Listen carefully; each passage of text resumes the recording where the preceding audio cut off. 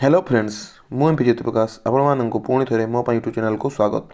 चलतु friends UG और PG student एक गुरुत्वपूर्ण सूचना एवं ई मेधावृत्ति विषय यह सूचना रही निश्चित भिडटी को भल भाव शेष पर्यंत देखूँ और जदि लाइक शेयर और सब्सक्राइब करना आप भिडटी को नुआ कर देखुं ताल सब्सक्राइब कर बेल आइकन को चिपंतु। चलतु फ्रेंड्स उच्चशिक्षा विभाग तरफ गोटे नोटिफिकेशन जारी होती आपण देखिपे एककालीन मेधावृत्ति प्रदान संबंध में सूचना। आपण जानते जो मैंने भी ई मेधावृत्ति एप्लाय करते आपने यूजी रे हूँ बा पीजी रे हूँ प्लस थ्री हूँ से प्लस थ्री आपने प्रत्येक वर्ष ताहा पैसा पाते और प्रत्येक वर्ष टंका था 5,000 टका लेखा।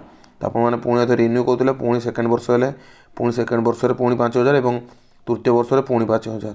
तो से जो नियमटी को आपने जो मैंने प्रत्येक वर्ष वर्ष पाते एवं ताहा आपण मानक कौन कर दिया चलतु आपण मानक मु पढ़ी शुणेबी और बुझेबी।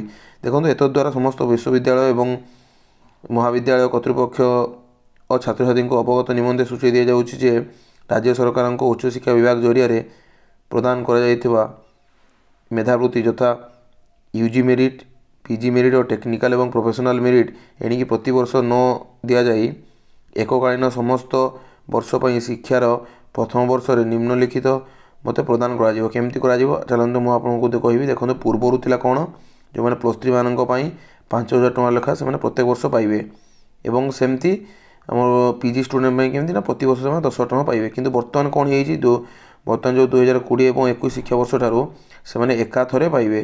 देखो एकाथरे माने एककालीन कौन पाइबे जो मैंने प्लस थ्री पढ़ते हैं एकाथरे जो 3 वर्ष 15,000 टका पाइबे प्रथम वर्ष एवं सेमती पीजी स्टूडेंट को एकाथर 20,000 टका पाइबे प्रथम वर्ष सेमती टेक्निकल स्टूडेंट जब चिंता करिया प्रोफेशनल कथा जब आम चिंता करिया से प्रत्येक वर्ष 10 टका लेखा पाते आमर ई मेधावृत्ति रे। किंतु बर्तमान जो माने जो नियम चेंज होती एकाथर से पाइबे तो से 4 वर्ष इंजीनियरिंग जब इंजीनियरिंग वर्ष 4 वर्ष पढ़ते से एकाथरे 40,000 टका पाइबे एवं सेहीपरि जो मैंने डाक्तरी बा मेडिकल पढ़ुं से आगुरी प्रत्येक वर्ष 10,000 टका पाते एवं सेमती 5 वर्ष एकाथरे 50,000 टका से पाइबे।